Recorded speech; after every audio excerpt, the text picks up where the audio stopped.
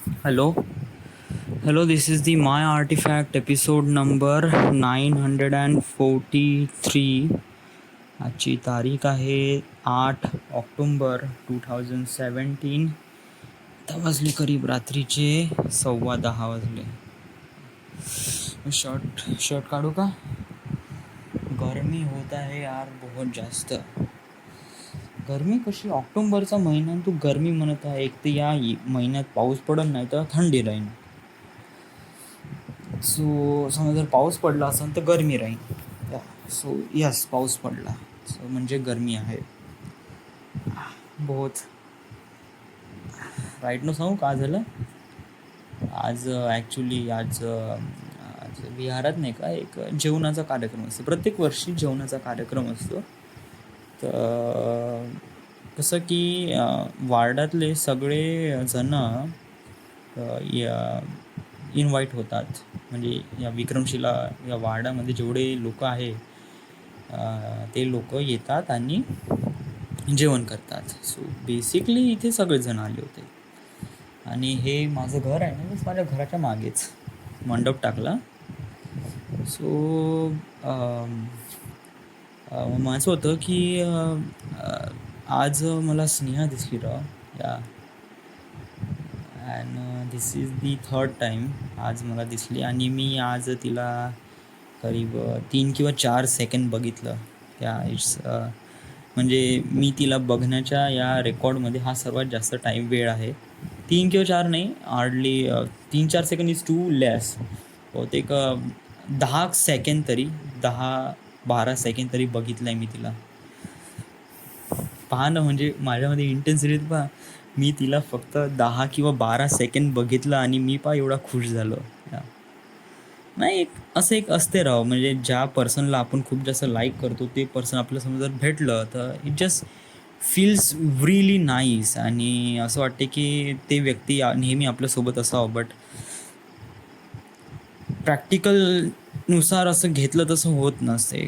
खूप सारे problems complications असतात राव. आणि या साऱ्या गोष्टी हँडल आउट करावं लागते. त्यामुळे अशा साऱ्या गोष्टीला आपल्याला टाईम भेटत नाही. सो जेवढं आपल्याला भेटलं आहे त्यातच खुश राहावं. 10-12 सेकंड आपल्याला भेटले तिला पाहिल्याने, इट्स टू मच नाईस. तिच्यासोबत एक मुलगा पण होता. Same guy is from the States. I don't know whose that is. आणि मी तिला विचारलं पण नाही, कारण विचारलं नाही व्हाय. ॲक्च्युली कसं आहे की आपण कोणा व्यक्तीला समजा जर वाढदिवस असेल तर हॅपी बर्थडे म्हणतो, राईट. तर then she say thank you. Someone say thank you. म्हणजे कोणाचा असं वाढदिवस असेल तर भाऊ happy birthday, she says thank you Saurabh किंवा जे कोणी पर्सन ज्यांनी हॅपी बर्थडे म्हणलं असेल, राईट. तर तिने कधीच हॅपी बर्थडे थँक्यू असं म्हणलं नाही. आणि ॲक्च्युली तिने मला पण नाही म्हणलं, ॲक्च्युली तिने कोणालाच नाही म्हणलं. म्हणजे बेसिकली जेव्हा पण तिचा वाढदिवस राहतो ना, सगळेजण तिला हॅपी बर्थडे म्हणते, but she not even a comment like thank you or something. व्हॉट्सॲपवर प्रायव्हेट मेसेज केला तर थँक्यू म्हणेल, म्हणजे पर्सनल. बट असा ग्रुपमध्ये वगैरे तिचा कोणी वाढदिवस वगैरे असला तर ती जस्ट नॉट बीन इव्हॉल्व. ती जस्ट ओके वगैरे वगैरे. अँड देन बरं, ते एक गोष्ट झाली. अनदर थिंग इज ते एक 6 ऑक्टोबरला दशहऱ्याच्या दिवशी, धम्मचक्र परिवर्तन दिनाच्या दिवशी एक मॅसेज टाकला मी असं एक प्रकारे काही ना काहीतरी. तर तिने काही ना काहीतरी रिप्लाय तर द्यायला पाहिजे. म्हणजे इट जस्ट लाईक आता धम्मचक्र परिवर्तन दिन आहे, सेम कास्टचे आहे. So basically is a really nice occasion. So सगळेजण टेक्स्ट बॅक करतात की सेम टू यू वगैरे, का सेम मेसेज कॉपी करतात वगैरे. तिने असं काहीच नाही केलं. सो असं मला वाटलं की तिच्याकडून असं काही इंटेन्शन नाही. आणि आपण म्हणजे कसं आहे की माझं कसं आहे की ज्या गोष्टीची आपल्याला आता गरज नाही ना त्याच्या मागे धावू नये. म्हणजे आता बघ ना, आता प्रतीक आला होता. प्रतीक म्हणे की बाबू म्हणे नागपूर मेट्रो रेल्वेच्या जागा निघाल्या म्हणे, तू भर म्हणे फॉर्म. आणि असं प्रतीक नाही, सगळेजणांनी म्हणलं. वडिलांनी म्हणलं, बिट्टूनी म्हणलं, माझ्या मित्रांनी पण सगळ्यांनी म्हणलं. बट कसं मला माहीत आहे की मला कुठं जायचं आहे. आणि आणि हे कसं आहे की अशा एक्झामसाठी नाही का प्रिपरेशन पाहिजे. एक्झाम प्रिपरेशन असं नाही का उद्या एक्झाम आहे ना, आज पुस्तक काढलं आपण आणि बस आपण एक्झाम क्रॅक करून जाऊ, असं नाही, बिलकुल नाही. 1 किंवा 2 वर्षाची प्रिपरेशन असते. तेव्हा मुलं त्या लेवलचे टॅलेंट येतात त्यांच्यामध्ये आणि तेव्हा ते पेपर क्रॅकआउट होतो राव. असं नाही का बस गेलं आणि भडाभड भरलं ना आलं, असं नसतं. आणि इवन इफ मी समजा जर फॉर्म वगैरे भरला, ऑनलाईन फॉर्म भरला, पूर्ण एक्झाम वगैरे दिली, त्याच्यामध्ये काहीच नाही, मला डेफिनेटली सांगतो, याच्यामध्ये मला नंबरही नाही लागन, नुसता टाईम आणि पैसा वेस्ट जाईल, बाकी काहीच नाही. आणि नुसती होप, आशा राहील की आपलं असं काही होईल, ती आशा तुटून जाईल. त्यापेक्षा असं आहे ना, ज्या गोष्टीच्या मागे आपण अगोदरपासून लागेल त्याच गोष्टीला म्हणजे आपण कसं फोकस राहू यार. आपल्याला फिल्म मेकिंगकडे जायचं आहे ना, बस त्याच दिशेने जायचं, ना इकडे पाहायचं ना तिकडे पाहायचं. आपल्याला माहिती आहे की आपल्याला पुण्याला जायचं आहे, पुण्याला फिल्म स्कूल जॉईन करायची आहे, तर बेटर आहे की आपल्याला पुण्याला एक जॉब पाहिजे. तर मी तेच करत आहे ना, आता मी ट्रेनिंग घेत आहे या इन्स्टिट्यूटकडून. जसं माझ्या इन्स्टिट्यूटकडून माझ्याकडे ट्रेनिंगसाठी प्लेसमेंट वगैरे भेटलं तर मी फटसे लागून जाईन. आणि बस त्याच्यातच मी ट्रेनिंग करून 1 वर्षाचा एक्सपिरियन्स घेऊन मी पुण्याला जाईन. इवन आफ्टर समजा तसं होत नसेल किंवा समजा माझं जे इन्स्टिट्यूट मला प्लेसमेंट करून देत नसेल, तर मी माझ्यापाशी ट्रेनिंग तर केलं आहे ना, तर मी वडिलांना काही पैसे मागून मी पुण्याला चाललं जाईन. आणि थोडंसं कठीण वेळ आहे, बट मी सर्वाईव्ह करून घेईन या सर्व गोष्टी. आणि मला असं वाटते का मी हे सगळं करू शकतो.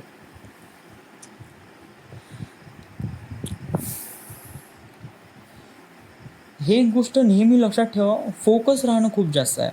जेव्हा तुम्ही नाही का अशा वयात येता, जेव्हा तुम्हाला करिअर रिलेटेड खूप साऱ्या गोष्टी हँडल आउट करावा लागतो, तर तेव्हा नाही का आपल्याला एक गोष्ट लक्षात ठेवावं लागते की आपल्याला का पाहिजे, आपल्याला कुठे जायचं आहे, हे डिसाईड करणं खूप महत्त्वाचं आहे. आणि हे लवकरात लवकर डिसाईड करणं महत्त्वाचं आहे. समजा जर आपण वेळ निघून गेली तेव्हा असं काही होत नाही. म्हणजे वेळ निघून गेल्यावरही सगळं काही होते म्हणा, असं नाही की आपल्याला जे वाटते ते करू शकतो आणि कोणत्या वेळेस आपण काही करू शकतो, असं काही हे नाही. बट त्या गोष्टीतून निघू शकत नाही. आता मी हे थेरॉटिकली सांगण्यापेक्षा प्रॅक्टिकली सांगण्याचा प्रयत्न करतो, राईट.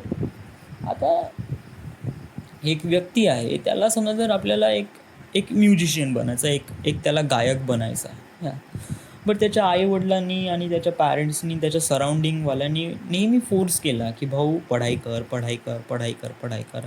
तर त्यांनी नाही का ॲज अ गायन, ॲज अ सिंगिंग म्हणून एक प्रकारे छंद म्हणून जोपासला, बाकी काही नाही. करिअर म्हणून त्यांनी त्याचं इंजिनिअरिंग केलं, चांगला जॉब करत आहे. आणि जॉब केल्यानंतर त्याला कळून राहिलं की मला या जॉबमध्ये काही चांगलं वाटून नाही राहिलं, म्हणजे it just like really not good. असं वाटतं की ती माझी जागाच नाही असं वाटते. आणि हे डेफिनेटली वाटतं राव. फिल्ममध्ये ज्याप्रमाणे लाईन वापरल्या गेल्या आहे, सेम आपल्या लाईफमध्ये पण तसंच होते राव. काही फरक नसते, बिलकुल सारखंच असते. ड्युटी करून राहिला आहे भाऊ आणि it just not feels good. असं वाटते की आपण खूप रॉंग प्लेसवर आहे. तर मग असं वाटते की आपण तिथून निघून जाऊ आणि मग आपण आपल्या जिथे आपला छंद आहे त्यालाच आपल्याला करिअर सेट करायचं आहे. तर बस करतात येते राव. आपण तिथला जॉब सोडून आपण मग गायनकडे वळावं आणि ते याच्यामध्ये काही ना काही करिअर करावं होते. बट कसं इट्स टू मच. तेव्हा का वेळ पण चालली जाते आणि कसं की एकदम राईट मोमेंटवर प्रॅक्टिकल व्हायला पाहिजे. एकदम राईट मोमेंटवर आपण टार्गेट हिट केलं तेव्हाच प्रॉपरली या साऱ्या गोष्टी हँडल होते राव. असं नाही का आपल्याला वाटलं की आता वाटलं की आपल्याला हे चेंज करायचं ते चेंज करायचं आहे, असं नाही. आपल्याला कुठे पोहोचण्यासाठी आपल्याला कुठून तरी निघायला पाहिजे. कहीं पे पोहोचने के लिए कहीं से निकलना जरूरी आहे. हे एक गोष्ट लक्षात ठेव की आपण एका वेळेस एकच काम करू शकतो. आणि मला हे गोष्ट लवकरात लवकर कळली, त्यामुळे मी काफी थँक्सफुल आहे. आणि मला असं वाटते की हे चांगलं होऊन राहिलं आहे माझ्यासोबत. मला कळून राहिलं आहे की कोणती गोष्ट चांगली आहे, कोणती गोष्ट वाईट आहे. राईट.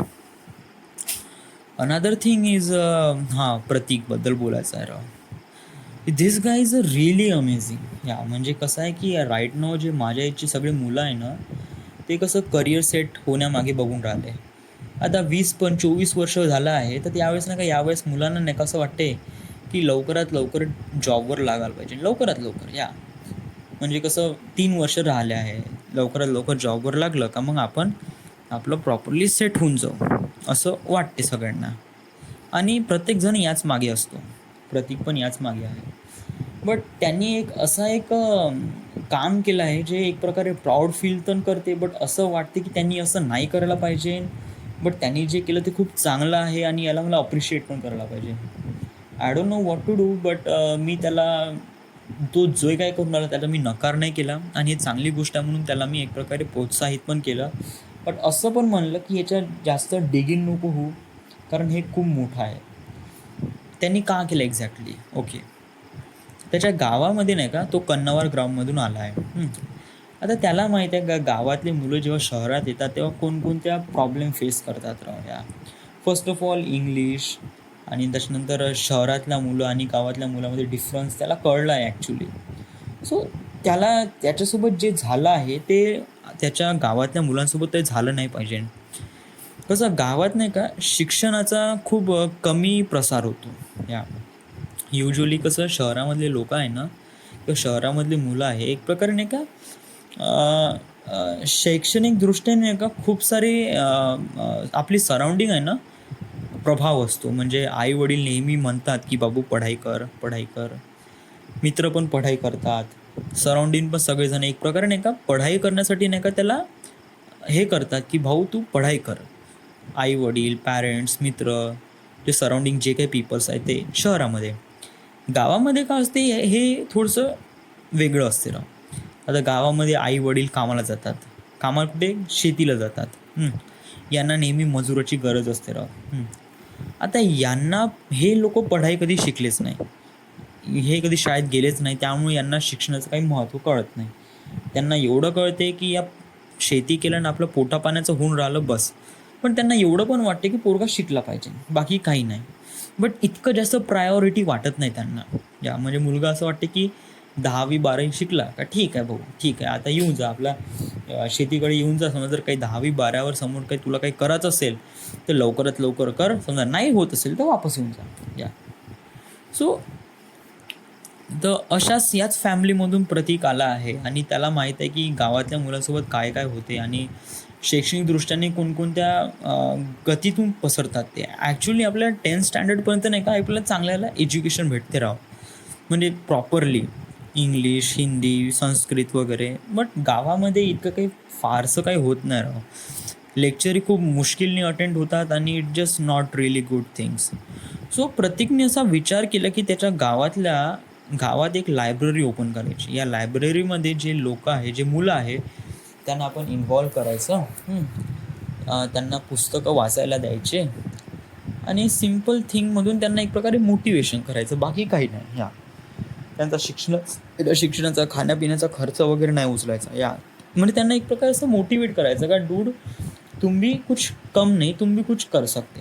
सो अशाप्रमाणे त्या शैक्षणिक दृष्ट्याने मदत करण्याचा प्रयत्न केला. म्हणजे एक प्रकारे पुस्तकं प्रोव्हाइड करणं, पेपर वगैरे लावून देणं, ही एक चांगली गोष्ट आहे ना. सो हेच मला चांगलं वाटतं राव. तर मग वाटलं की चला आपण पण काही कॉन्ट्रीब्युशन करावं. तर मी त्याला 100 रुपये दिले. ज्या पद्धतीने होत आहे माझ्यापाशी 200 रुपये होते तर 100 रुपये दिले मी. ॲक्च्युली म्हणलं वडील आहे, वडील ॲक्च्युली चांगली मदत करू शकते. आणि ॲक्च्युली माझ्यापाशी खूप सारे असे पुस्तक आहे जे बहुत मदतकारक आहे, खूप सारे आहे ते पुस्तकं.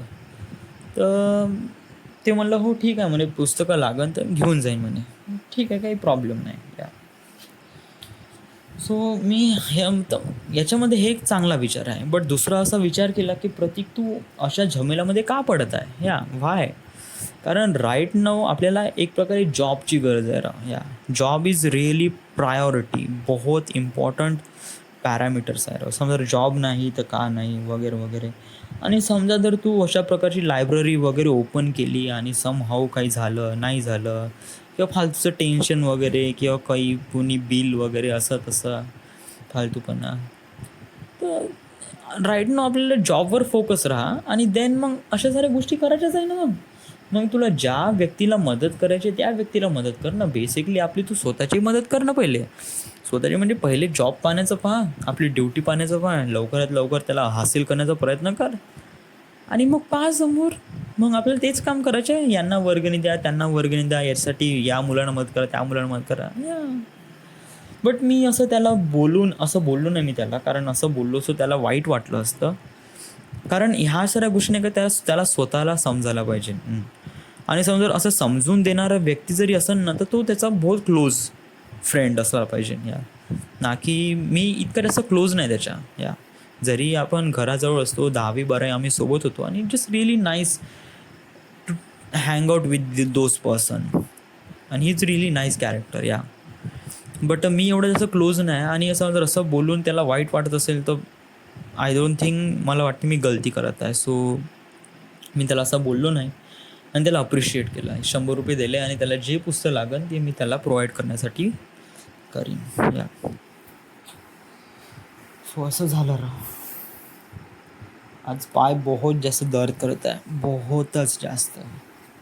ॲक्च्युली काय झालं, आज आहे संडे आणि आज कसं आज संडे आहे. ॲक्च्युली काय संडे आहे म्हणून ते काय आज काही खास वगैरे नव्हतं आणि आज काही खास आहे म्हणून मी काय असं डिसाईड पण नाही केलं होतं. बट एकदम अचानकपणे असं एवढे सारे मोमेंट एकाच वेळी आले, त्यामुळे मला एकदम कळलंच नाही का करावं. कधी कधी मी एकटाच राहतो कधी मित्र नसतात, तेव्हा असं वाटते का आपण चला थोडंसं 1-2 घंटा मित्रासोबत हँगआउट केलं, थोडंसं बरं वाटते बट कंटिन्यू दिवसभर मित्रांसोबत हँगआउट केलं तर it just like not good. असं वाटते की चांगलं नाही आपण वाईट दिशेवर आहे असं वाटते. बट इट्स अ संडे म्हणून मी स्वतःला थोडंसं माफ केलं. आज सकाळी उठलो 9 वाजता, फ्रेश वगैरे झालो आणि त्याच्यानंतर मी वडिलांच्या घरी गेलो, मोठ्या वडिलांच्या घरी.